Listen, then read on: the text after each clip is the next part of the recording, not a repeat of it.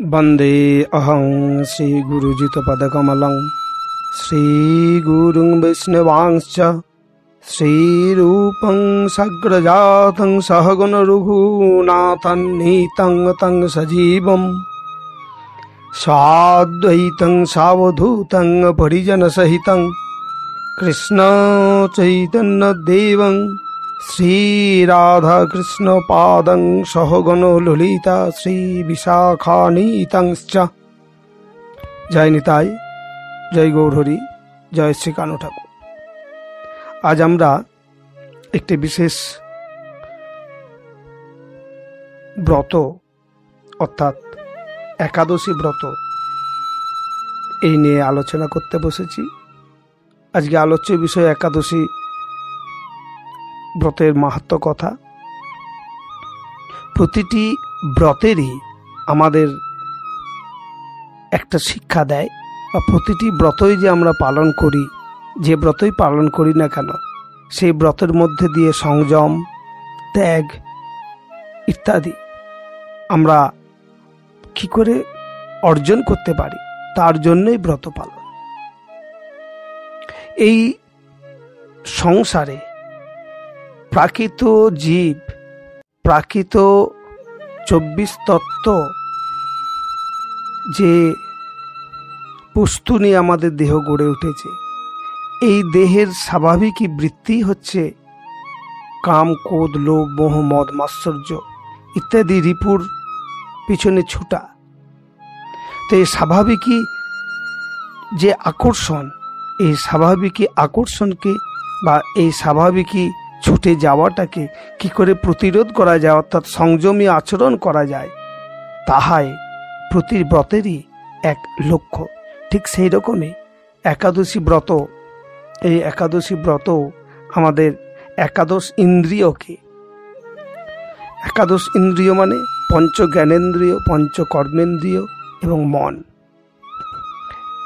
পঞ্চ জ্ঞানেন্দ্রিয় এবং পঞ্চ কর্মেন্দ্রিয় এবং মন, এই একাদশ ইন্দ্রিয়কে একাদশীর দিনেতে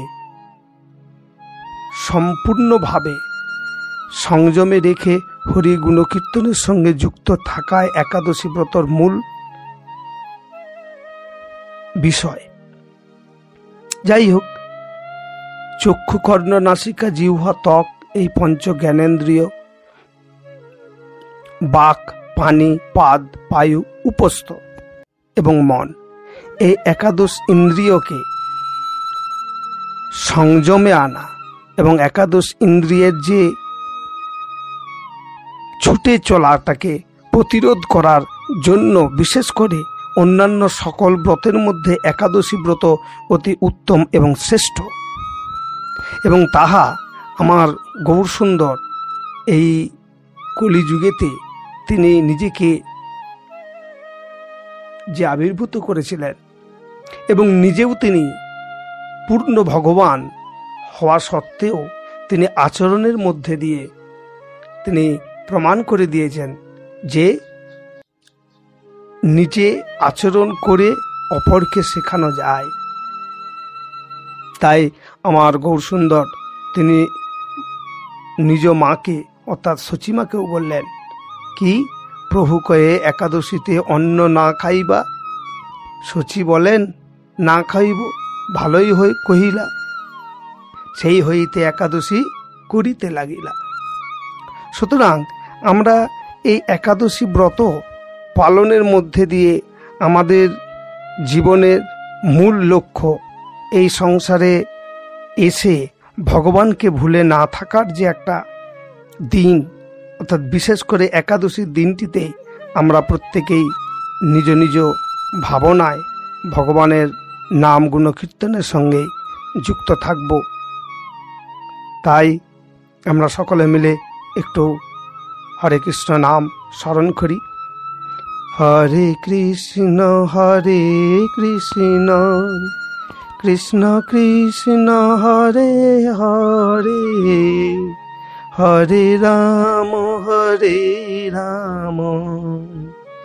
রাম রাম হরে হরে, হরে কৃষ্ণ কৃষ্ণ কৃষ্ণ হরে হরে, হরে রাম রাম রাম হরে হরে। জয় নিতাই, জয় গৌর হরি। আমরা এইরূপই ভগবান শ্রীকৃষ্ণের নিকট প্রতিটি মাহাত্ম্য কথারই প্রসঙ্গ বা মাহাত্ম্য কথা, প্রতিটি একাদশী দেবীরই মাহাত্ম্য কথা এবং তার ফল সম্বন্ধে জানবার ইচ্ছা প্রকাশের উপর ভিত্তি করে যুধিষ্ঠিরকে ভগবান শ্রীকৃষ্ণ বলিয়াছেন। ঠিক এইরূপ এই জ্যৈষ্ঠ মাসের যে একাদশী, এই জ্যৈষ্ঠ মাসের শুক্লপক্ষীয় যে একাদশী মাহাত্ম্য কি এবং ইহার ব্রত পালন করিলে বা এই মাহাত্ম্য কথা শ্রবণ করিলে জীব কি স্বীকৃতি অর্জন করে তা জানিবার ইচ্ছা প্রকাশ করলে যুধিষ্ঠিরকে ভগবান শ্রীকৃষ্ণ বলিলেন যে এই প্রসঙ্গে মহর্ষি ব্যাসদেব আপনাকে আপনার সামনে বর্ণনা করিবেন, কারণ তিনি সর্বশাস্ত্রের অর্থ এবং তত্ত্ব পূর্ণরূপে জানেন এবং অবগত আছেন। উক্ত একাদশী অর্থাৎ যিনি এই জ্যৈষ্ঠ মাসের শুক্লপক্ষের একাদশীর নাম নির্জলা একাদশী। এই ব্রত কথা সম্পর্কে ব্রহ্মবৈবর্ত পুরাণে শ্রী ভীমসেন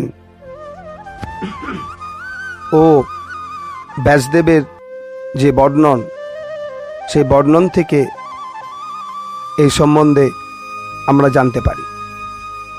এখন প্রশ্ন হইতে পারে যে প্রতিটি একাদশী দেবীর মাহাত্ম্য সম্বন্ধে রাজা যুধিষ্ঠিরের জিজ্ঞাসার উত্তরে ভগবান শ্রীকৃষ্ণই উত্তর দিয়াছিলেন, কিন্তু এই নির্জলা একাদশীর মাহাত্ম্য শ্রী ভগবান শ্রীকৃষ্ণ শ্রী ব্যাসদেবের নিকট সঠিক উত্তর জানা যাবে বলিলেন কেন? ইহার উত্তরে এটা বলা যাইতে পারে যে শ্রীকৃষ্ণের আদেশ মতো দ্রৌপদী, কুন্তী, যুধিষ্ঠির সহ পাণ্ডবগণের সকলেই শ্রী শ্রী একাদশী ব্রত পালন করিতেন এবং পঞ্চ পাণ্ডবও তাহাই করিতেন। একমাত্র শ্রী ভীমসেন হয়তো সঠিক অধিক সক্ষতার অনুরাগে একাদশী ব্রত পালনের যে একমাত্র বিধি তা হইল আহার সংযম, ইহা ভীমসেন পালন করিতে পারিতেন না। তাই এই ব্রতকথার মাহাত্ম্য কথা ব্যাসদেবের নিকট শ্রবণের জন্য বলিলেন, যাহাতে অনুরাগবিহীন শাসনের দ্বারা শাসিত হয়ে ভীমসেন এই ব্রত পালনে ব্রতী হয়। যাই হোক, রাজা যুধিষ্ঠির কৃষ্ণের আদেশকে শ্রদ্ধা জানিয়ে ব্যাসদেবের নিকট নিবেদন করিলেন যে এই একাদশী দেবীর নাম ও মাহাত্ম্য কি। শ্রী ব্যাসদেব বলিলেন, হে মহারাজ, তুমি যে সব ধর্মকথা শুনেছ, কলিযুগের মানুষের পক্ষে সে সমস্ত পালন করা অত্যন্ত কঠিন। যা সুখে, সামান্য খরচে, অল্প চেষ্টা এবং কষ্টে এবং সামান্য কর্মের মধ্যেই সম্পাদন করা যায়, অথচ মহাফল প্রদান করে, এমন সমস্ত শাস্ত্রের সার ও স্বরূপ সেই ধর্মই কলিযুগে মানুষের পক্ষে শ্রেয়।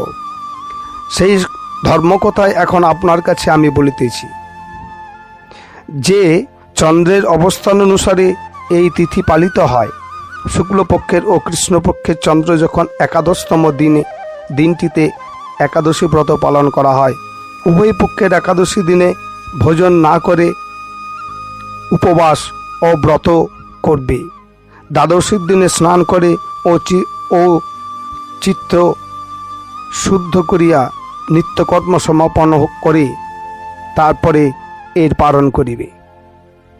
শ্রীকৃষ্ণের অর্চন করবে, এরপর ব্রাহ্মণদের প্রসাদ ভোজন করাইবে, অসামর্থ্য হইলে ভোজ্য বস্তু দান করিবে। যে সকল স্বর্গে যেতে চান তাদের সারা জীবন এই ব্রত পালন করা উচিত। পাপ কর্মের ও ধর্মহীন ব্যক্তিরাও যদি এই একাদশীর দিনে ভোজন না করে তবে তারাও যত যাতনা থেকে মুক্ত পাইবে, যম যাতনা থেকে মুক্ত পাইবে। শ্রী ব্যাসদেবের কথা শুনিয়া ভীমসেন অসত্য পাতার মতন কাঁপতে কাঁপতে বলতে লাগলেন, হে মহাবুদ্ধি পিতামহ, মাতা কুন্তী, দ্রৌপদী, ভ্রাতাগণ সকলে একাদশীর দিন ভোজন করেন না। আমাকেও অন্ন গ্রহণ করতে নিষেধ করে, কিন্তু দুঃসহ ক্ষুধা যন্ত্রণার জন্য আমি উপবাস করিতে পারি না। ভীমসেনের এই কথার উত্তরে ব্যাসদেব বলিলেন, যদি স্বর্গাদি দিব্যধাম লাভে তোমার একান্তই ইচ্ছা থাকে তবে উভয় পক্ষের একাদশীতে ভোজন করিবে না। ইহার উত্তরে ভীমসেন বললেন, আমার নিবেদন এই যে উপবাস তো দূরের কথা, দিনে একবার ভোজন করেও থাকাও আমার পক্ষে অসম্ভব, কারণ আমার উদরে বৃক নামে অগ্নি আছে। ভোজন না করিলে কিছুতেই সে শান্ত হয় না। প্রতিটি একাদশী পালনে আমি অপারগ। হে মহর্ষি, বছরে একটি মাত্র একাদশী পালন করিলে যাতে আমি দিব্যধাম অর্জন করিতে পারি, একমাত্র এমন কোনো ব্রত আছে কি না তুমি কৃপা করে আপনি আমার কাছে বলুন। তখন ব্যাসদেব জ্যৈষ্ঠী মাসের শুক্লপক্ষের একাদশী তিথিতে জল পান পর্যন্ত না করে সম্পূর্ণ উপবাস থাকবে, তবে আচমনে কোনো দোষ নাই। এবং বছরে অন্যান্য একাদশী পালনে অজান্তে কখনো যদি ব্রতভঙ্গ হয়েও যায়, তা হইলে এই একটি মাত্র একাদশী পালনে সেই সব দোষ দূর হয়। এই মহর্ষি অভয় দিলেন। তখন ভীমসেন জলপান না করে সম্পূর্ণ নির্জলা থেকে এই ব্রত পালন করেছিলেন। ব্যাসদেব বলিলেন যে শ্রীকৃষ্ণ আমাকে বলেছিলেন যে বৈদিক ও লৌকিক সমস্ত ধর্ম পরিত্যাগ করে একমাত্র আমার শরণাপন্ন হয়ে এই নির্জলা একাদশী ব্রত পালন করে তারা সর্বপাপ মুক্ত হয়। বিশেষত কলিযুগে ধন সম্পদ দানে মধ্যে সদ্গতি বা এইরূপ সংস্কারের দ্বারা কল্যাণ লাভ হয় না। যেহেতু কলিতে কোনো দ্রব্যশুদ্ধ নেই এবং শাস্ত্রোক্ত সংস্কারও ত্রুটিযুক্ত, তাই বৈদিক ধর্ম কখনো সুসম্পন্ন হতে পারে না। এই ব্রত পালনকারীকে শ্রী একাদশী দেবী ধনধান্যে ও পুণ্যদায়িনী করে। যমদূতগণ ব্রত পালনকারীকে মৃত্যুর পর স্পর্শ করিতে পারে না, উপরন্তু বিষ্ণু দূতগণ তাকে বিষ্ণুলোকে নিয়ে যান। শ্রী ভীমসেন এই দিন থেকে অর্থাৎ জ্যৈষ্ঠ মাসের শুক্লপক্ষের একাদশী ব্রত পালন করেন। এই একাদশী দেবীকে পাণ্ডব নির্জলা বা ভীমসেনী একাদশী বলেও পূজিত হন। এই একাদশী ব্রতের দিন যাহা কিছু পবিত্র বা শুদ্ধ স্থানে দান জপ কীর্তন করিলে তা অক্ষয় হয়, এবং যে ব্যক্তি এই ব্রতের মাহাত্ম্য কথা পাঠ এবং শ্রবণ করেন তিনিও বৈকুণ্ঠ ধামে অবস্থান করেন, অর্থাৎ এক কথাতে ঈশ্বর আনন্দে সর্বদা সদানন্দে রত থাকেন। হরে কৃষ্ণ কৃষ্ণ কৃষ্ণ হরে হরে, হরে রাম রাম রাম হরে হরে, হরে কৃষ্ণ কৃষ্ণ কৃষ্ণ হরে হরে, হরে রাম রাম রাম হরে হরে। জয় নিতাই গৌর হরি হরি বল। জয় কানু ঠাকুর কি, জয় কানু ঠাকুর কি, জয় কানু ঠাকুর কি।